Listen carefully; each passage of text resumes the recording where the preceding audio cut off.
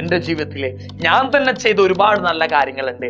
അതിൽ എന്നെ ഏറ്റവും കൂടുതൽ പ്രൗഡ് ആക്കുന്ന ഒരു കാര്യം എന്താ ചോദിച്ചാൽ, ഞാൻ 8, 9, 10 ഒക്കെ പഠിക്കുന്ന കാലഘട്ടം പട്ടിണിയോടെ ട്യൂഷന് പോയിട്ടുണ്ട്. CT ടിക്കറ്റ് കൊടുക്കാൻ പൈസ ഇല്ലാത്ത കാരണം ലിഫ്റ്റിന് പോയിട്ടുണ്ട്. ജീവിതത്തിലെ എല്ലാ പ്രതീക്ഷകളും അവസാനിച്ചു. ഇനി ജീവിതത്തിൽ യാതൊരു ഹോപ്പും ഇല്ല. എന്തിനാ ദൈവമേ എനിക്ക് മാത്രം ഈ പ്രയാസങ്ങൾ തരുന്നത് എന്ന് ചിന്തിക്കാറുള്ള, സ്വയമേ ജീവിതത്തെ പഴിക്കാറുള്ള വ്യക്തികളാണ് നിങ്ങളെങ്കിൽ നിങ്ങൾ തീർച്ചയായിട്ടും ഞാൻ പറയാൻ പോകുന്ന കഥ ഒന്ന് കേൾക്കണം. അത് വേറെ ആരുടെയും കഥയല്ല. ഈ നിൽക്കുന്ന നിങ്ങളുടെ അഖിൽ സാറ് ജീവിച്ചു തീർത്ത 26 കൊല്ലത്തെ എൻ്റെ പച്ചയായ ജീവിത സത്യങ്ങളാണ്. ഒരു കഥ പറയല്ലേ, ചെറുപ്പം മുതലേ പറയാം. എൻ്റെ വീട്ടിൽ ഞാനുണ്ട്, അമ്മയുണ്ട്, അനിയനുണ്ട്. ഞങ്ങൾ 4 പേര്. അച്ഛനുണ്ട്, 4 പേരാ. എൻ്റെ അച്ഛൻ്റെ പ്രൊഫഷണൽ ജോലി എന്താന്ന് ചോദിച്ചാൽ തെങ്ങ് കയറ്റമാ ജോലി. ഒരു തെങ്ങ് കയറുമ്പോൾ 20 രൂപ കിട്ടും. അങ്ങനെ കുറെ തെങ്ങ് കയറും. അതാണ് ഞങ്ങളുടെ വരുമാനം എന്ന് പറഞ്ഞാൽ. വീട്ടിലെ എല്ലാ കാര്യങ്ങളും അത് വെച്ച് നടന്നു പോകുന്നത്. ആകെ 2 മുറിയുണ്ട്. അതൊരു മുറി ഞങ്ങളെല്ലാം കിടന്നുറങ്ങുന്നു, മറ്റേ മുറി അടുക്കളയാ. 2 മുറിയുള്ള ഒരു കൊച്ചു വീട്, ഓടിട്ട വീട്. അതാണ് ഞങ്ങളുടെ ലോകം എന്ന് പറഞ്ഞാൽ, എൻ്റെ ചെറുപ്പത്തിലെ ലോകം എന്ന് പറഞ്ഞാൽ അതാണ്. രാവിലെ പോകുന്ന അച്ഛനെ എനിക്ക് ഭയങ്കര ഇഷ്ടമാണ്. ഭയങ്കര ഹാപ്പി ആയിട്ട് ഞങ്ങളെ കൊഞ്ചിച്ചൊക്കെ പോകുന്നൊരു അച്ഛൻ എൻ്റെ രാവിലെ ജോലിക്ക്. വൈകുന്നേരം വരുന്ന അച്ഛനെ എനിക്ക് ഭയങ്കര പേടിയാ. അച്ഛൻ നല്ലപോലെ മദ്യപിക്കാറുണ്ട്. മദ്യപിച്ച് കഴിഞ്ഞാലൊക്കെ വീട്ടിൽ കച്ചറയും അങ്ങനെ കുറച്ച് ബഹളൊക്കെ ഉണ്ടാക്കുന്ന ടൈപ്പാണ്. പക്ഷെ പേടിയുണ്ട്. ഞങ്ങൾ മദ്യപിച്ച് വരുന്ന അച്ഛൻ എനിക്ക് സത്യം പറഞ്ഞാൽ പേടിയാ. ഒരു ദിവസം ഇതേപോലെ മദ്യപിച്ച് അച്ഛൻ തെങ്ങ് കയറുന്ന വഴിക്ക് നേരെ കാലൊക്കെ വഴുതി വീണു. കൈയും കാലും ഒക്കെ ഒടിഞ്ഞ് നേരെ അഡ്മിറ്റ് ആക്കി കഴിഞ്ഞപ്പം ബ്ലഡ് ചെക്ക് ചെയ്തപ്പോഴാണ് മനസ്സിലായത് ബോൺ ഫ്രാക്ചർ മാത്രമല്ല, മദ്യപിച്ച കാരണം ലിവർ സിറോസിസും കൂടെ ട്യൂബർകുലോസിസ്, ക്ഷയരോഗം ഉണ്ടായിരുന്നു. 3 രോഗങ്ങളാ: ക്ഷയരോഗം, ഫ്രാക്ചർ, ലിവർ സിറോസിസ്. ഈ 3 രോഗങ്ങൾ കൊണ്ട് അച്ഛൻ ആകെ ക്ഷീണിച്ച് ആശുപത്രിയിൽ അഡ്മിറ്റാ. ഡോക്ടറിനോട് ചോദിച്ചപ്പോൾ ഡോക്ടർ പറയാ 2 മാസം കൃത്യമായ അഡ്മിറ്റോടെ മരുന്നുകളുമൊക്കെ കൃത്യമായി കഴിച്ചാലേ രോഗം ഭേദമാവുള്ളൂ എന്ന് പറഞ്ഞു. അച്ഛനെ നോക്കാൻ വേറെ വീട്ടിൽ പൈസേന്റെ സോഴ്സ് ഇല്ല. അച്ഛനെ നോക്കാൻ വീട്ടിലെ വരുമാനം അച്ഛനാണല്ലോ. അമ്മ അച്ഛനെ നോക്കാൻ വേണ്ടി ഒരുപാട് അമ്മേന്റെ സുഹൃത്തുക്കളിൽ നിന്ന്, അമ്മേന്റെ ബന്ധുക്കളിൽ നിന്ന് കുറെ ബ്ലേഡുകാർ, പരീക്ഷയ്ക്ക് കടമൊക്കെ വാങ്ങിച്ച് അച്ഛനെ നോക്കുകയാണ്. ഈ അച്ഛനെ നോക്കുന്ന സമയത്തൊന്നും ഈ പൈസ കിട്ടിയത് അമ്മ പറയുന്നില്ല, കടം വാങ്ങിച്ചിട്ടാന്ന് പറയുന്നില്ല. അച്ഛൻ ചോദിക്കുമ്പോഴൊക്കെ അമ്മേന്റെ ചേച്ചിമാരും അമ്മേന്റെ ചേട്ടന്മാരും അച്ഛന്റെ ബന്ധുക്കളൊക്കെ സഹായിച്ചു എന്നാ പറഞ്ഞത്. സത്യത്തിൽ അവര് സഹായിച്ചതിനേക്കാൾ കൂടുതൽ അവരൊന്നും വേണ്ട രീതിയിൽ സഹായിച്ചിട്ടേ ഇല്ല. അമ്മ ബ്ലേഡിൽ നിന്നും പലിശയ്ക്കുമൊക്കെ പൈസ വാങ്ങിച്ചിട്ടാണ് അച്ഛനെ നോക്കിയിരുന്നത്. ആ സമയത്ത് നേരെ അച്ഛൻ നല്ല 2 മാസം കഴിഞ്ഞു, കൃത്യമായ ആഹാരമൊക്കെ കൊണ്ട് അച്ഛൻ നല്ല ആരോഗ്യവാനായി, രോഗങ്ങളൊക്കെ ഭേദമായി തിരിച്ച് വീട്ടിൽ വരിക. വീട്ടിൽ വരുന്ന സമയം അമ്മ പറയാണ് യഥാർത്ഥ സംഭവം. ഞാൻ അച്ഛൻ്റെ ചികിത്സയ്ക്ക് വേണ്ടി ഒരുപാട് ഇടത്തുനിന്ന് കടം വാങ്ങിച്ചിരുന്നു, പലിശയ്ക്ക് കടം വാങ്ങിച്ചു എന്നൊക്കെ പറയാം. കുറെ കഴിഞ്ഞു അച്ഛൻ ഒന്നും തിരിച്ച് പറയില്ല, കാരണം അച്ഛനെ നോക്കാൻ വേണ്ടിയായിരുന്നല്ലോ അമ്മ കടം വാങ്ങിച്ചത്. ഏകദേശം ഞങ്ങളുടെ നേരത്തെ കടവും എല്ലാം കൂടെ കൂട്ടി ഏകദേശം 2-3 ലക്ഷം രൂപയുടെ കടമുണ്ടായിരുന്നു. എന്നും വൈകുന്നേരങ്ങളിൽ അച്ഛൻ വന്നിട്ട് ഹോസ്പിറ്റലിൽ നിന്ന് വന്നിട്ട് 2-3 ദിവസം കഴിയുമ്പോഴേ കടമൊക്കെ തിരിച്ചു കൊടുക്കാൻ ആൾക്കാർ വന്ന് വിളിച്ചു ചോദിക്കുന്നുണ്ട്. ഒന്നും കൊടുക്കാൻ പറ്റിയില്ല, കാരണം അച്ഛനാണ് വീട്ടിലെ വരുമാനം. അച്ഛനെ നോക്കാൻ വേണ്ടി അമ്മ കടം വാങ്ങിച്ചത്. അച്ഛൻ ജോലിക്ക് പോയി തുടങ്ങിയിട്ടില്ലല്ലോ. ആൾക്കാർ വരുന്നുണ്ട്, അമ്മയോടും അച്ഛനോട് കടം ചോദിക്കുന്നുണ്ട്. തിരിച്ചൊന്നും കൊടുക്കാൻ പറ്റില്ല.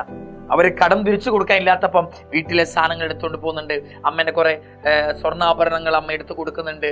അങ്ങനെ കുറെ പരിപാടികൾ നടക്കാറ്. അങ്ങനെ നിവൃത്തികേട് കൊണ്ട് അച്ഛൻ ഞങ്ങൾ ജനിച്ചു വളർന്ന ആ 2 മുറിയുള്ള ആ സ്ഥലമുണ്ടല്ലോ, ആ വീടുണ്ടല്ലോ, ഞങ്ങൾ കൊടുക്കാൻ തീരുമാനിച്ചു. ആ വീട് കൊടുത്ത് ഞങ്ങൾ എല്ലാ കടബാധ്യതകളും തീർത്തു. കുറച്ചു പൈസ കടങ്ങളും കുറച്ച് പൈസയുമൊക്കെ അല്ലറ ചില്ലറ ചെലവായി ഞങ്ങൾ ക്രമേണ വാടക വീട്ടിലേക്ക് മാറി. ഞാൻ, അനിയന്, അച്ഛനും അമ്മ വാടക വീട്ടിലേക്ക് മാറി. നേരെ അച്ഛൻ വീണ്ടും മദ്യപാനത്തിലേക്ക് പോവാ. ഡോക്ടർ പറഞ്ഞത് മദ്യപിക്കല്ലെന്ന്. അച്ഛൻ വീണ്ടും മദ്യപാനത്തിലേക്ക് പോവാ. അച്ഛൻ ജനിച്ചു വളർന്ന സ്ഥലമാണ് ഇല്ലാതെയായത്, കൈവിട്ടു പോയത്. അതിൻ്റെയൊക്കെ ഒരുപാട് വിഷമങ്ങളുണ്ട്. മദ്യപിക്കേണ്ടെന്ന് പറഞ്ഞാൽ പോലും അച്ഛനാ ഞങ്ങളറിയാതെ മദ്യപിക്കാൻ തുടങ്ങി. ക്രമേണ മനോനിലയൊക്കെ തെറ്റാൻ തുടങ്ങി. അമ്മ എന്നും വിഷമത്തില. വീട്ടിൽ ആഹാരമില്ല, ഫുഡ് വെക്കാൻ പൈസ ഇല്ല, ആരും സഹായിക്കുന്നുമില്ല. നിങ്ങൾക്കറിയാമോ, ഞാൻ 8ാം ക്ലാസ്സിൽ പഠിക്കുന്ന സമയത്ത് ഇതൊക്കെ നടക്കുന്നത്. 8, 9, 10 ഈ 3 കാലഘട്ടങ്ങളും ഞങ്ങൾ വാടക വീട്ടിലാണ്. ആരും സഹായിക്കാനില്ല, ബന്ധുക്കൾ പോലും സഹായിക്കാനില്ല, നാട്ടുകാർ പോലും തിരിഞ്ഞു നോക്കുന്നില്ല. ഒരു നേരത്തെ ഫുഡ് പോലും വെച്ചോ എന്നോ കഴിച്ചോ എന്നോ ഒരു കുട്ടി പോലും ഞങ്ങളോട് ചോദിക്കാത്തൊരു കാലഘട്ടം. അങ്ങനെ വാടക വീട്ടിലേക്ക് മാറി. ഇപ്പോഴും ഓർമ്മയുണ്ട്, 10ാം ക്ലാസ്സിൽ ട്യൂഷന് പോകുന്ന സമയം. 10ാം ക്ലാസ്സിൽ രാവിലെ ഫുഡ് കഴിക്കാതെ ഞാൻ പോയിട്ടുണ്ട്. നേരെ ഉച്ചയ്ക്ക് ചെല്ലും, നേരെ വീട്ടിൽ ചെല്ലും, നേരെ ഉച്ചയ്ക്ക് സ്കൂളിൽ ചെല്ലും. സ്കൂളിൽ ചെന്ന് ബെല്ലടിക്കുന്ന സമയത്ത് ഞങ്ങളുടെ സ്കൂളിന് തൊട്ട് സൈഡിൽ കുറെ അമ്പലങ്ങളുണ്ട്. അമ്പലങ്ങളിലെ സപ്താഹമുണ്ട്. സപ്താഹം അമ്പലങ്ങളിൽ 7 ദിവസം ഫുഡ് കിട്ടുന്ന പരിപാടിയാ. ഞാനും എൻ്റെ അനിയന്റെ കൈയും പിടിച്ചുകൊണ്ട് ബെല്ലടിക്കുമ്പോൾ, സ്കൂളിൽ ബെല്ലടിക്കുമ്പോൾ ഞാൻ ഓടിപ്പോയിട്ട് ക്യൂ നിന്നിട്ട് ആ സപ്താഹത്തിന്റെ ഫുഡ് വാങ്ങിച്ച് തിന്നിട്ടുണ്ട്. സപ്താഹത്തിന്റെ ഫുഡ് വൈകുന്നേരങ്ങളിൽ അമ്പലങ്ങളിൽ മിച്ചം വരും. അതെല്ലാം കൂടെ പാത്രത്തിൽ പോയി വാങ്ങിച്ചുകൊണ്ട് വീട്ടിൽ വെച്ച് ഞങ്ങൾ 4 പേരും കഴിച്ചൊരു കാലഘട്ടമുണ്ട്. എനിക്ക് ഇങ്ങനൊരു കാലഘട്ടമുണ്ട്. എൻ്റെ 10ാം ക്ലാസ്സിൽ 8, 9, 10 ഈ 3 കൊല്ലമാ ഞങ്ങൾ ഞങ്ങളുടെ നാട്ടില് വാടക വീട്ടില് ഒന്നുമില്ലാതെ പട്ടിണിയോടെ കഴിഞ്ഞ 3 കൊല്ലം. ക്രമേണ അച്ഛൻ മദ്യപാനം തുടർന്നുകൊണ്ടിരുന്നു. അസുഖങ്ങളൊക്കെ വീണ്ടും കയറി വന്നു. TB അറിയാം, ട്യൂബർകുലോസിസ്, ക്ഷയരോഗമാ. ചുമയ്ക്കുമ്പോഴൊക്കെ ചോര വരികയാണ്, ഒരുപാട് പ്രശ്നങ്ങൾ വരിക. ചികിത്സിക്കാൻ ആരും വരുന്നില്ല. പട്ടിണി ഒരു വശത്ത്, ആരോഗ്യപരമായ അച്ഛൻ്റെയും അമ്മയ്ക്കും ബുദ്ധിമുട്ടുകളുണ്ട് ഒരുപാട്. വേറൊരു വശത്ത് ഫുഡില്ല, കഴിക്കാൻ ആഹാരമില്ല, പട്ടിണിയില്ല, എന്നും പ്രയാസങ്ങളാ. പഠിക്കാൻ ആഗ്രഹമുണ്ട്, ഭയങ്കര ഇഷ്ടമാണ് എനിക്ക് പഠിക്കാൻ. പക്ഷെ ട്യൂഷന് പൈസ കൊടുക്കാനില്ല. ഒരു ബസ്സിന് കയറിപ്പോകാൻ പോലും, CT ടിക്കറ്റ് കൊടുക്കാൻ പോലും എൻ്റെ കയ്യിൽ പൈസ ഇല്ലാത്തൊരു കാലഘട്ടം ഉണ്ടായിരുന്നു. അങ്ങനെ എൻ്റെ 10ാം ക്ലാസ് കഴിഞ്ഞപ്പം, 10ാം ക്ലാസ്സിൽ ഞാൻ എന്താ പറയാ, പഠനത്തിൽ നിന്നുമൊക്കെ അങ്ങോട്ട് ഡൗണായി വന്നു. ഞാൻ എൻ്റെ 7ാം ക്ലാസ് വരെ ഞാൻ എൻ്റെ സ്കൂളിൽ ബെസ്റ്റ് സ്റ്റുഡൻ്റ് ആയിരുന്നു, അവാർഡ് വാങ്ങിച്ച ഒരാളാണ്. പിന്നീട് 8ഉം 9ഉം 10ഉം ഒന്നും എനിക്ക് അതിലേക്ക് കോൺസെൻട്രേറ്റ് ചെയ്യാനേ പറ്റിയില്ല. ജീവിതത്തിൽ സംഭവിച്ച ഒരുപാട് പ്രശ്നങ്ങൾ, അങ്ങനെ ഒരുപാട് എൻ്റെ ആ അവാർഡും പോയി. വേറെ ഒരുപാട് പഠിക്കുന്ന കുട്ടികൾക്ക് അത് കിട്ടി. 10ാം ക്ലാസ്സിൽ മോഡൽ എക്സാമിന് തൊട്ട് മുമ്പ് വരെ വെറും 2, 3 A+ 10 ഒരു വ്യക്തിയായിരുന്നു ഞാൻ. ഞങ്ങൾ തീരുമാനിച്ചു, എൻ്റെ 10ാം ക്ലാസ് കാലഘട്ടത്തോടെ ഞങ്ങൾ ആ നാട് വിട്ട് വേറൊരു ജില്ലയിലേക്ക് മാറാം. ഞങ്ങൾ മലപ്പുറം ജില്ലയിലേക്ക് വരികയാണ് തീരുമാനിച്ചു. പക്ഷെ എനിക്ക് എന്നും ഒരു ആഗ്രഹമേ ഉള്ളായിരുന്നു. 10ാം ക്ലാസ്സിലെ മോഡൽ എക്സാമിന് മുമ്പ് വരെയും ഞാൻ A+, ഫുൾ A+ വാങ്ങിക്കണമെന്ന് ആഗ്രഹിച്ച ഒരാളല്ല. എങ്ങനെങ്കിലും 10ാം ക്ലാസ്സിൽ തട്ടിമുട്ടി പാസ്സായിട്ട് പോകണം. പക്ഷേ 10ാം ക്ലാസ്സിന്റെ മോഡൽ എക്സാമിനെ അടുപ്പിച്ച് ഞാൻ മനസ്സിൽ വിചാരിച്ചു, ഇതിന്റെ 10ാം ക്ലാസ്സിലെ main exam 2015 SSLC main exam കഴിയുമ്പോൾ ഉണ്ടല്ലോ, ഈ നാട് ഞങ്ങൾ വിട്ടുപോവാ, ഈ നാട്ടുകാരെ ഞങ്ങൾ വിട്ടുപോവാ. ഞങ്ങൾക്ക് ഒരു നേരത്തെ പോലും ഭക്ഷണത്തിന് സഹായമോ, എൻ്റെ അച്ഛന് ആരോഗ്യപരമായ പ്രശ്നങ്ങൾ വന്നപ്പം സഹായിച്ച ഒരു നാട്ടുകാരല്ല. പക്ഷെ ആ നാട്ടുകാരുടെ മുമ്പിൽ നിന്ന് ഫുൾ A+ വാങ്ങിച്ചിട്ട് വേണം ഈ നാട്ടിൽ നിന്ന് പോകണമെന്ന് ഞാൻ ആഗ്രഹിച്ചു. ഞാൻ അന്നു മുതൽ ട്യൂഷന് പോകുന്നുണ്ട്. അവരെന്നോട് ചോദിക്കുന്നുണ്ട് പൈസ എവിടെ, പൈസ ഉണ്ട്, കൊടുക്കാനൊന്നുമില്ല. പക്ഷെ ഞാൻ ട്യൂഷനൊന്നും പോകുന്നുണ്ട്, പഠിക്കുന്നുണ്ട്. നല്ല പോലെ പഠിച്ച് മോഡൽ എക്സാമിൽ ഞാൻ 7 A+ വാങ്ങിച്ചു. മോഡൽ എക്സാമിന് മുമ്പ് വരെ 3 A+, മോഡൽ എക്സാമിൽ ഞാൻ 7 A+ വാങ്ങിച്ചു. എൻ്റെ 2015 SLC എക്സാം ആ സ്കൂളിൽ നിന്ന് ഞാൻ പഠിച്ചിറങ്ങും. വെറും 43 പേരുള്ള ആ സ്കൂളിൽ നിന്ന് ഞാൻ പഠിച്ചിറങ്ങുമ്പോൾ അവിടെ 3 പേർക്ക് ഫുൾ A+ കിട്ടിയിട്ടുള്ളൂ. ഒന്ന് ജിബി പാപ്പച്ചൻ, ഒന്ന് ആശിഷ് മോനച്ചൻ, പിന്നെ മലയാളം മീഡിയത്തിൽ നിന്ന് പഠിച്ചു വന്ന, മോഡൽ എക്സാമിന് തൊട്ട് മുമ്പ് വരെ 2 A+ ഉള്ള, മോഡൽ എക്സാമിൽ 7 A+ വാങ്ങിയ, കഷ്ടപ്പെട്ട് പഠിക്കുന്ന ഒരു മദ്യപാനിയുടെ മകൻ എന്നൊക്കെ പേരുവിളിയുള്ള സ്കൂളിലെ പേരുവിളിയുള്ള ഈ അഖിൽ കുമാർ എന്ന് പറയുന്ന വ്യക്തി ഉണ്ടല്ലോ, ആ നാട്ടിൽ നിന്ന് ഇറങ്ങുമ്പോൾ, ആ സ്കൂൾ വിട്ട് +1 വേറൊരു ജില്ലയിൽ വന്ന് ചേരുമ്പോൾ, ആ സ്കൂളിൽ നിന്ന് ഞാൻ പോകുമ്പോൾ, ആ സ്കൂളിൽ മലയാളം മീഡിയത്തിൽ നിന്ന് വന്ന അഖിൽ കുമാറായിരുന്നു ആ സ്കൂളിൽ 3ാമത് ഫുൾ A+ വാങ്ങിച്ച വ്യക്തി. നേരെ ഞാൻ +1 +2 നേരെ ഞങ്ങൾ എവിടെ വന്നു, സ്കൂളിൽ വന്ന് ജോയിൻ ചെയ്തു. മലപ്പുറം ജില്ലയിൽ വന്ന് ജോയിൻ ചെയ്യാണ്. ഇപ്പോഴും ഓർമ്മയുടെ എൻ്റെ സ്കൂളിൻ്റെ ഫ്രണ്ടിൽ ഞാൻ ബസ്സിൽ പോകുന്ന സമയത്ത് ജിബി, ആശിഷ്, അഖിൽ ഫുൾ A+, അഭിനന്ദനങ്ങൾ. ഒരു മൊമെന്റ് വലിയൊരാളാ. എൻ്റെ ജീവിത സാഹചര്യം കൊണ്ട് എന്നെ കളിയാക്കിയിരുന്ന അധ്യാപകരുണ്ട്, കൂട്ടുകാരുണ്ടായിരുന്നു 10ാം ക്ലാസ് കാലഘട്ടങ്ങളിൽ. അതൊക്കെ മാറി ആ സ്കൂളിൽ നിന്ന്, ആ നാട്ടിൽ നിന്ന് തിരിച്ച് വേറെ നാട്ടിലേക്ക് വന്നപ്പം എൻ്റെ ഗേറ്റ്, ആ സ്കൂളിന്റെ ഗേറ്റിന്റെ ഫ്രണ്ടിലുണ്ട് ഫുൾ A+ വാങ്ങിച്ച കൂട്ടത്തിൽ മലയാളം മീഡിയത്തിൽ പഠിച്ച അഖിൽ കുമാറും ഉണ്ടായിരുന്ന ആ കൂട്ടത്തിൽ. നേരെ +1 വരികയാണ് മലപ്പുറം ജില്ലയിൽ. +1 ജോയിൻ ചെയ്യുക. എൻ്റെ ഒരു ഫ്രണ്ട് ഉണ്ട്, അവൻ സയൻസ് എടുത്തോണ്ടാണ് ഞാൻ സയൻസ് എടുത്തത്. എനിക്ക് അങ്ങനെ താല്പര്യമൊന്നും ഉണ്ടായിട്ടല്ലായിരുന്നു. സയൻസ് എടുത്തു കഴിഞ്ഞിട്ട് എൻ്റെ കൂട്ടത്തിൽ +1 എല്ലാവരും ട്യൂഷന് പോകുന്നുണ്ട്. ഞാൻ ട്യൂഷന് പോകാത്ത ഒരാളാണ്. സ്കൂളിൽ ടീച്ചേഴ്സ് പഠിപ്പിക്കുമ്പോൾ +1 ബോട്ടണി പഠിപ്പിക്കുക. ടീച്ചർ സെല്ലിന്റെ സ്ട്രക്ചർ അങ്ങോട്ട് വരയ്ക്കുന്നുണ്ട്. ആ സെല്ലിന്റെ സ്ട്രക്ചർ ടീച്ചർ വരച്ച് അടയാളപ്പെടുത്തുന്നതിന് മുമ്പ് തന്നെ ബാക്കി വേറെ ഉള്ള കുട്ടികളുണ്ടല്ലോ, ബാക്കി ബാലൻസ് കുട്ടികൾ, അവർ ട്യൂഷന് പോയിട്ടുള്ളവരൊക്കെ നേരത്തെ ഉത്തരം പറയാ എനിക്കൊന്നും അറിയില്ല. ഞാൻ ചുമ്മാ പത്തനംതിട്ട പറഞ്ഞ ജില്ലയിലാണ് ഞാൻ പഠിച്ചതൊക്കെ. അവിടെ നിന്ന് മലപ്പുറത്തേക്ക് വന്നതാ, ഫുൾ A+ ഒക്കെ വാങ്ങിച്ചതാ. ഒന്നും അറിയാതിരുന്ന നാണക്കേടല്ലെന്ന് കരുതി ഞാൻ ചുമ്മാ തലയാട്ടിക്കൊണ്ടിരിക്കുവായിരുന്നു. എന്തെങ്കിലും ചോദിച്ചാൽ തന്നെ ബാക്കിയുള്ളൊരു ഉത്തരം പറയും, ഞാൻ ചുമ്മാ തലയാട്ടും. നാണക്കേടല്ലേ ഉത്തരം പറയാതിരുന്നാൽ. എനിക്കിപ്പോഴും ഓർമ്മയുണ്ട്, പ്ലസ് വണ്ണിലെ ആദ്യത്തെ ഓണം എക്സാമിന് 12 മാർക്ക് എനിക്ക്. ബാക്കി എല്ലാവർക്കും നല്ല മാർക്കുണ്ട്. ഫുൾ A+, 10ൽ ഫുൾ A+ വാങ്ങിച്ചിട്ടും പ്ലസ് വണ്ണിൽ മാർക്ക് കുറവുള്ളത് എനിക്ക് മാത്രമാണ്. 12 മാർക്ക്. അന്ന് ഞാൻ വിചാരിച്ചു, എന്നെ കൊണ്ട് സാധിക്കില്ല, +10ലെ പോലെയല്ല പ്ലസ് വണ്ണ്, കുറച്ചുകൂടെ പഠിക്കാനുണ്ട്, എന്നെ കൊണ്ട് പറ്റില്ല എന്ന് പറഞ്ഞ് ഞാൻ അവിടെ ഇരുന്നിട്ടില്ല. ഞാൻ ജീവിതത്തില് അന്ന്, ഞാൻ ഇപ്പോഴും ഓർമ്മയുണ്ട്, അന്ന് ഞാൻ അമ്മയോട് പറഞ്ഞു, അമ്മ എനിക്ക് ട്യൂഷൻ പോകണം. എന്റെ കൂട്ടത്തിൽ ബാക്കിയുള്ളവരൊക്കെ ട്യൂഷൻ പോകുന്ന കാരണം അവർക്ക് നല്ല മാർക്ക്, എനിക്ക് ട്യൂഷൻ പോകണം എന്ന് പറഞ്ഞ് അന്ന് അമ്മന്റെ കയ്യിലുള്ള ഒരു വളയുണ്ട്. ആ വള വിറ്റിട്ട് അമ്മ എനിക്ക് എന്ത് ചെയ്തു, പൈസ തന്ന ഒരു 16,000 രൂപ.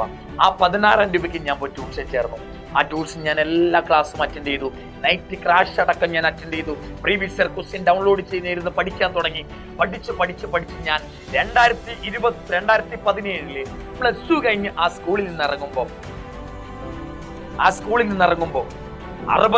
12 മാർക്ക് വാങ്ങിച്ച, മാത്സിന് 12 മാർക്ക് വാങ്ങിച്ച ആ പയ്യനുണ്ടല്ലോ, അഖിൽ കുമാർ എന്ന് പറയുന്ന പയ്യനുണ്ടല്ലോ, 2017 +2 എക്സാം കഴിഞ്ഞ് ഇറങ്ങുമ്പോൾ എന്റെ മാർക്ക് എത്രയാണെന്നറിയോ മക്കളെ?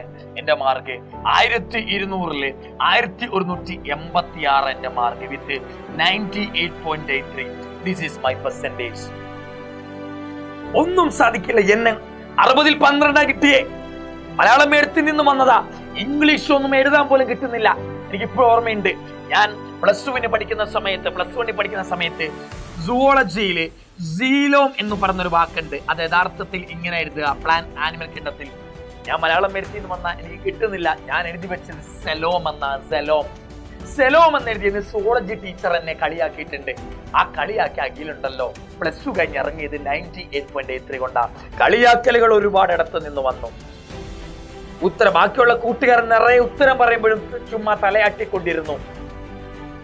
ആദ്യത്തെ ഓണം എക്സാമിന് 60ൽ 12 മാർക്ക് കിട്ടി, പൊട്ടി.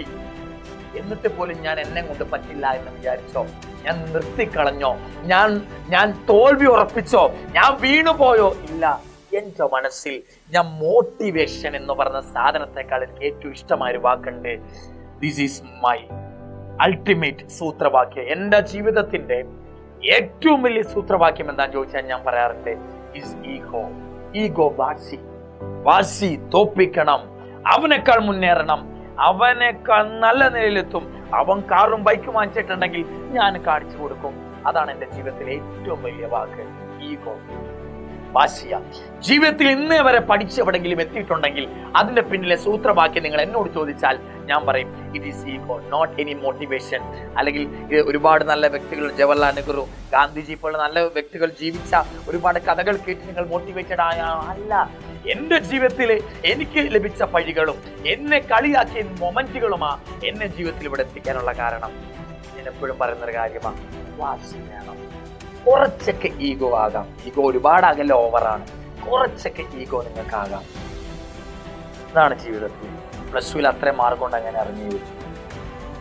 അത്രയും മാർക്ക് കൊണ്ട് ഇറങ്ങിയ അമ്മ തന്ന ആ 16,000 രൂപയ്ക്ക് ഞാൻ ഇരുന്ന് പഠിച്ച് 98.83 കൊണ്ട് ഞാൻ ചെന്നു. സീലോമെന്ന് തെറ്റിച്ചെഴുതുന്നതിന് എന്നെ കളിയാക്കിയ സുവോളജി ടീച്ചർ ഉണ്ടല്ലോ, ഞാൻ +2ൽ ഫുൾ A+ വാങ്ങിച്ചപ്പോൾ സ്കൂളിൽ എന്നോട് സംസാരിക്കാൻ പറഞ്ഞു. ഞാൻ സ്കൂൾ ലീഡർ ആയിരുന്നു. സ്കൂളിൽ സംസാരിക്കുന്ന സമയത്ത് ആ കാണികളുടെ കൂട്ടത്തില് അന്ന് സുവോളജി ടീച്ചറും ഉണ്ടായിരുന്നു. സെലോം എന്നെഴുതിയ മലയാളം മീഡിയത്തിൽ വന്ന പയ്യനെ കളിയാക്കിയ കൂട്ടത്തിൽ ആ കളിയാക്കിയ പയ്യൻ ഇന്ന് ആ വേദിയിൽ നിന്ന് 98.83% വാങ്ങിച്ചുകൊണ്ട് സംസാരിക്കുകയാണ്. മലപ്പുറം ജില്ലയിലേക്ക് വന്നു. വാടക വീട്ടില. തെങ്ങ് കയറ്റമായിരുന്ന അച്ഛന് തെങ്ങിൽ നിന്ന് വീണ കാരണം അത് ചെയ്യാൻ പറ്റില്ല. അച്ഛൻ ക്രമേണ ലോട്ടറി വിൽക്കാൻ തുടങ്ങി. എന്റെ +2 ലൈഫ് എനിക്ക് ഇന്നും ഒരു മോട്ടിവേഷനാണ്. ഞാൻ സ്കൂളിൽ പോകും വരും, അവർ ബസ് കയറാൻ നിൽക്കുക. ആ ബസ് കയറുന്നതിൻ്റെ തൊട്ടടുത്ത് തന്നെ അച്ഛൻ ലോട്ടറി നടന്ന് വിൽക്കും. ഒരു വെയിലത്ത് ആൾക്കാരോട് വേണോ ചോദിക്കും. പലരും മൈൻഡാക്കും, പലരും വാങ്ങും. കൂടുതൽ പേരും വേണ്ടെന്ന് പറഞ്ഞ് അകറ്റി മാറ്റും. അത് കണ്ടു വളർന്ന ഒരാളാണ് ഞാൻ. തെങ്ങ് കയറ്റം, ലോട്ടറി കച്ചവടം, ഇതൊക്കെ ചെയ്ത് എൻ്റെ അച്ഛൻ എന്ത് ജോലിയും ചെയ്യാൻ തയ്യാറാണ്. ഈ ഒരു ലോട്ടറി വിൽക്കുമ്പോൾ 5 രൂപയാണ്, 7 രൂപയാണ് ലാഭം. ഒരു ദിവസം അച്ഛൻ 50 ലോട്ടറി വിൽക്കും. ഈ 50 ലോട്ടറി വിൽക്കുമ്പോൾ കിട്ടുന്ന 350 രൂപയുണ്ട്. ആ 350 രൂപ കൊണ്ടാണ് ഞങ്ങൾ 4 പേര് കഴിഞ്ഞത്. ഞങ്ങൾ വാടക വീട്ടിലാണ്. 2017 മുതൽ 2024 വരെ ഞങ്ങൾ വാടക വീട്ടിൽ ഏകദേശം 7 കൊല്ലത്തോളം, ഞങ്ങൾ ഏകദേശം 2015 മുതൽ 2024 വരെ 9 കൊല്ലത്തോളം ഞങ്ങൾ വാടക വീട്ടിലാണ്. എന്നും അമ്മയ്ക്ക് ഒരു ആഗ്രഹമേ ഉള്ളായിരുന്നു. അച്ഛൻ്റെ ചികിത്സയ്ക്കായിട്ട് കുറെ കടങ്ങൾ വാങ്ങിച്ച കാരണം അച്ഛൻ ജനിച്ചു വളർന്ന വീട് വിൽക്കേണ്ടി വന്നു കടം തീർക്കാൻ.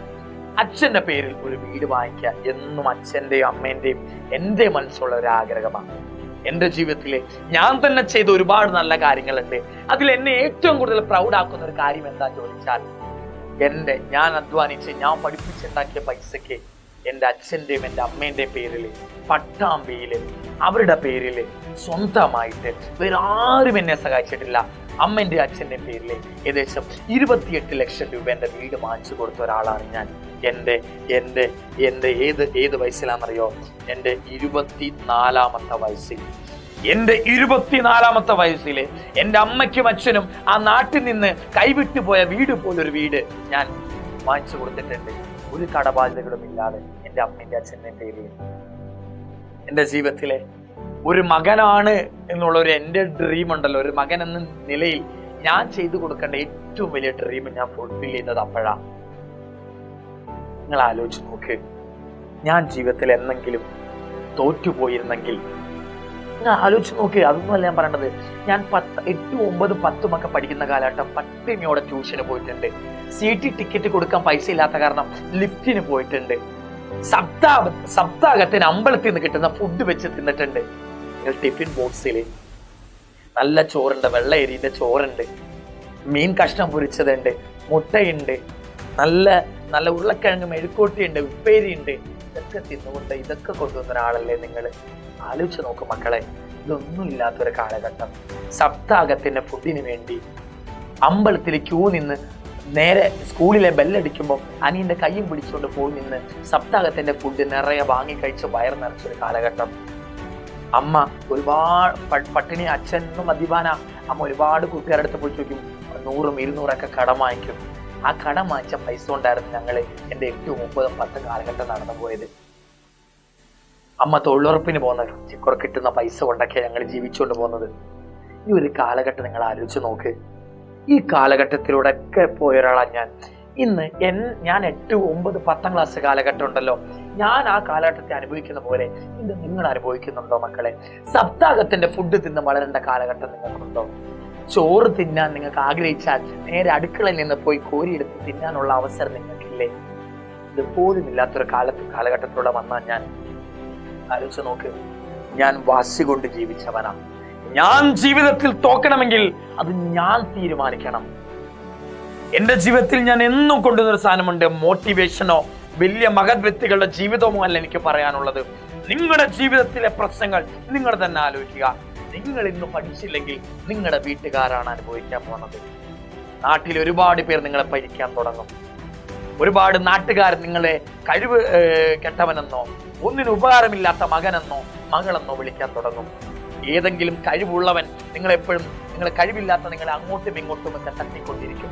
ഇതൊക്കെ ജീവിതത്തെ അനുഭവിക്കണോ മക്കളെ? ഇതൊന്നും വേണ്ട.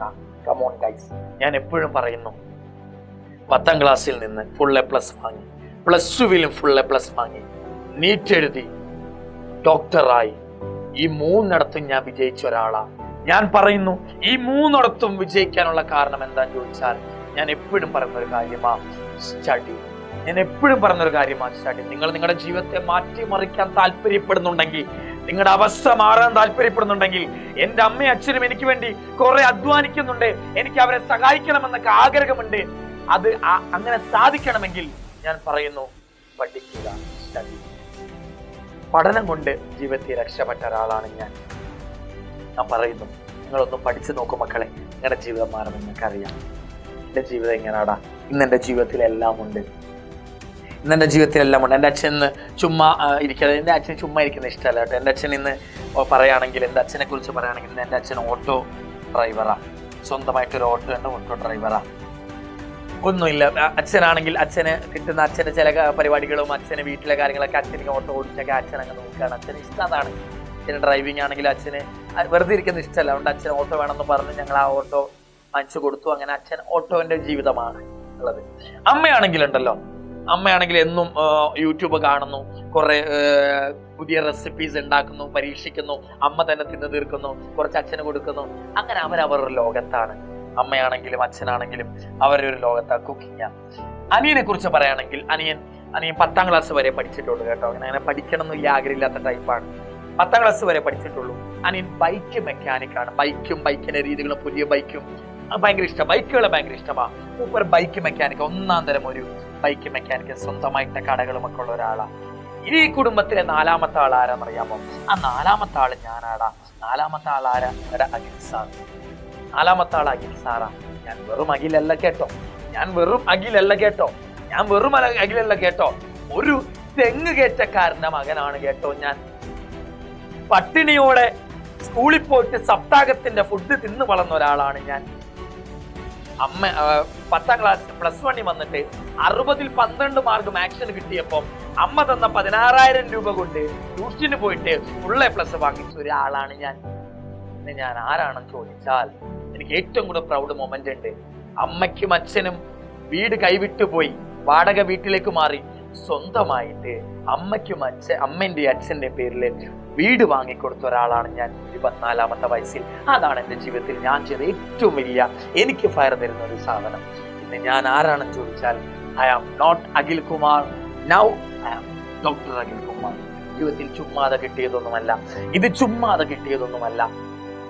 കുറെ കൊല്ലങ്ങളായി, 10-12 കൊല്ലമായി പുതിയൊരു ലോകത്തേക്ക് വന്നിട്ട്, പുതിയൊരു നാട്ടിലേക്ക് വന്നിട്ട്, ഇടയ്ക്കൊക്കെ കാറും എടുത്തുകൊണ്ട് പഴയ നാട്ടിലേക്ക് പോകുമ്പോഴുണ്ടല്ലോ, പുച്ഛിച്ചവരൊക്കെ ഇന്ന് ആരാധനയോടെ നോക്കാറുണ്ട്.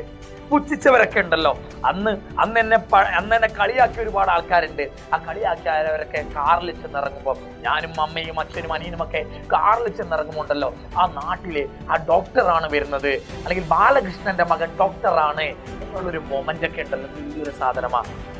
ഇതേപോലൊരു ദിവസം നിങ്ങൾക്ക് വേണ്ടേ? നിങ്ങളെ പുച്ഛിച്ചവരുടെ മുമ്പിൽ നിങ്ങൾക്ക് ഒരു കംബാക്ക് അടിക്കണ്ടേ? ഒരു കംബാക്ക് അടിക്കുന്ന ആഗ്രഹമുണ്ടെങ്കിൽ ഒന്ന് പഠിച്ച് നിങ്ങൾ നല്ല നിലയിൽ എത്തിയിട്ട് ആ പുച്ഛിച്ചവരുടെ മുമ്പിലേക്ക് നിങ്ങളൊന്ന് പോയി നോക്ക്. അപ്പൊ അവരുടെ മുഖം ചമ്മന്ന കാണാം. ജീവിതത്തിൽ ഒരിക്കലെങ്കിലും പറയും, യാത്രകൾ പോകണം, ഫ്രണ്ട്ഷിപ്പ് ഉണ്ടാകണം, ബസ്സുകൾ ഉണ്ടാകണം, ഇതൊക്കെ വണ്ടർല പോകണം, ഇതൊക്കെ എക്സ്പീരിയൻസ് അല്ലേ, ഇതൊക്കെ എക്സ്പീരിയൻസ് ചെയ്ത് എങ്ങനെ മരിക്കും എന്നൊക്കെ നിങ്ങൾ ചിന്തിക്കും. ഞാൻ പറയുന്ന ഒരു എക്സ്പീരിയൻസ് എന്താ അറിയാമോ? പുച്ഛിച്ചവരുടെ മുമ്പില് നേരെ നേടിക്കഴിഞ്ഞിട്ട് ജീവിതത്തിൽ വലിയവനായിട്ട് നേരെ തിരിച്ചു ചെല്ലുമ്പോൾ അവരുടെ മുഖം ചമ്മിയിരിക്കുന്ന കാണുന്ന ആ മൊമെന്റ് ഉണ്ടല്ലോ, അതും ജീവിതത്തിൽ ഒന്ന് എക്സ്പീരിയൻസ് ചെയ്യണം എൻ്റെ പൊന്നുമക്കളെ. അത് ഞാൻ എൻ്റെ 24ാമത്തെ വയസ്സിൽ എക്സ്പീരിയൻസ് ചെയ്തതാ. എന്നാൽ ഞാനൊരു മാസം കൂടെ നിങ്ങളുടെ പറയാം. ഞാൻ ഇന്ന് 2 വീടിന്റെ ഉടമയാണ്.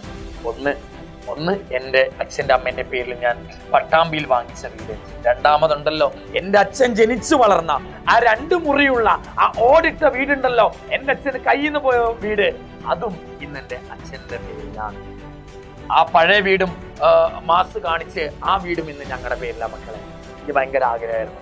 ആദ്യം ഞങ്ങളുടെ പട്ടാമ്പിയിൽ ഞങ്ങൾ വീട് വാങ്ങിച്ച് ഞങ്ങൾ മലപ്പുറത്ത് പാലക്കാട് സെറ്റിലാകാന്ന് കരുതി. പിന്നെ ഞാൻ എൻ്റെ ഒരു ഈഗോ മൊമെന്റിൽ ഞാൻ വാങ്ങിച്ചതാണ് എൻ്റെ വീട്ടിലെ എൻ്റെ പഴയ ഞങ്ങൾ ജനിച്ചു വളർന്ന ഞങ്ങളുടെ വീട്. ഓക്കെ, ഇതൊക്കെയാണ് ഈ അഖിൽ സാറിന്റെ ജീവിതം എന്ന് പറഞ്ഞത്. ജീവിതം ഒന്നും അത്ര സിമ്പിളൊന്നും അല്ല. ഞാൻ എവിടെയും തോറ്റുപോകാത്ത ഒരാളാണ്. കരയാനൊക്കെ തോന്നി. ഞാൻ ഒരുപാട് കരണ്ടിട്ടുണ്ട് ജീവിതത്തിൽ. ഒരുപാടെന്ന് പറഞ്ഞാൽ ഒരുപാട് ഫുൾ A+ വാങ്ങിച്ചപ്പോൾ ഞാൻ എത്ര കരണ്ടിട്ടുണ്ടോ അറിയോ? ഇത് ഒരുപാട് കരണ്ടിട്ടുണ്ട്. ഒരുപാടടുത്ത് തോറ്റുപോയിട്ടുമുണ്ട്. പക്ഷെ ഞാൻ അവിടെ കിടന്നിട്ടില്ല. തിരിച്ചെഴുന്നേറ്റ് വരിക ചെയ്തു. നിങ്ങളും ഇതേപോലെ കമ്പാക്ക് കാണിച്ചതാണ്. ഓക്കെ, നിങ്ങൾക്ക് എന്നോട് എന്തെങ്കിലും പറയാനുണ്ടെങ്കിൽ നിങ്ങൾ എനിക്കൊന്ന് കമന്റ് ചെയ്യണം. അതാണ് എൻ്റെ ജീവിതം, ഇത്രേ ഉള്ളൂ. എൻ്റെ ജീവിതത്തിൽ ഇനിയും കുറേ സംഭവങ്ങൾ ഇടയ്ക്ക് നടന്നിട്ടൊക്കെ ഉണ്ട്. എനിക്ക് എല്ലാം ഈ കുറഞ്ഞ വീഡിയോ സമയം കൊണ്ട് പറയാൻ പറ്റാത്തതുകൊണ്ടാണ്. ഇതാണ് എൻ്റെ ജീവിതം എന്ന് പറഞ്ഞാൽ. കണ്ടാൽ ഞാൻ ചിരിച്ചിങ്ങനെ ഇരിക്കുന്ന ഒരാൾ. എൻ്റെ ഉള്ളിൽ ഒരുപാട് പ്രശ്നങ്ങളുണ്ട്, എൻ്റെ ഉള്ളിൽ ഒരുപാട് സങ്കടങ്ങളുണ്ട്, എൻ്റെ ഉള്ളിൽ ഒരുപാട് നൊമ്പരങ്ങളുണ്ട്. എനിക്ക് നേടാതെ പോയ ഈ 2 വീടിന്റെ കണക്ക് പറയുമ്പോഴും എനിക്ക് നേടാൻ പറ്റാതെ പോയ ഒരുപാട് സാധനങ്ങളുണ്ട്. ഒരുപാട് ഞാൻ എൻ്റെ ഒരുപാട് ജീവിച്ചു തീർത്ത ഒരുപാട് പ്രയാസങ്ങളുണ്ട്. അതിൽ നിന്നൊക്കെ കരകയറി വന്നെങ്കിലും എൻ്റെ ഉള്ളിൽ ഒരുപാട് പ്രശ്നങ്ങളുണ്ട്. പക്ഷെ അതൊന്നും ഓർത്ത് ഞാൻ ഇരിക്കാറില്ല. ഞാൻ അടുത്ത മൊമെന്റിന് വേണ്ടി വർക്ക് ചെയ്യും.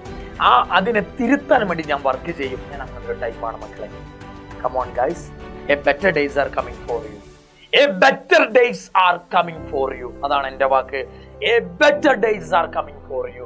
A better days are coming for you. നിങ്ങൾക്കും ഒരു നല്ല ദിവസം വരുന്നുണ്ട് മക്കളെ. നിങ്ങൾക്കും ഒരു നല്ല ദിവസം വരാറുണ്ട് മക്കളെ. പുച്ഛിച്ചവരുടെ മുമ്പിലേക്ക് പോയി നിന്ന് അവരുടെ മുഖം ചുളുങ്ങി നിങ്ങൾ കണ്ടതല്ലേ? അങ്ങൊരു മൊമെന്റ് കൂടെ ഞാൻ പോയതല്ലേ? അതേപോലെ നിങ്ങൾക്കും ഒരു കംബാക്കിന്റെ ദിവസം വരാറുണ്ട്. A better days are coming for you guys. Keep working. ഞാൻ പറയുന്നതേ ഉള്ളൂ. പഠിക്കുക. നീറ്റ് എക്സാം, +1 +2 എക്സാം എന്തോ ആയിക്കോട്ടെ, പഠിക്കുക, നല്ല നിലയിലെത്തുക. This is my life. 26 കൊല്ലം കൊണ്ട് ഞാൻ ജീവിച്ച് തീർത്ത കഥ ഞാൻ വേഗം ഒരു 20-30 മിനിറ്റ് കൊണ്ട് പറഞ്ഞാണ് മക്കളെ. നിങ്ങൾക്ക് എന്നോട് എന്തെങ്കിലുമൊക്കെ പറയാനുണ്ടെങ്കിൽ ഒന്ന് കമന്റ് ചെയ്യാം.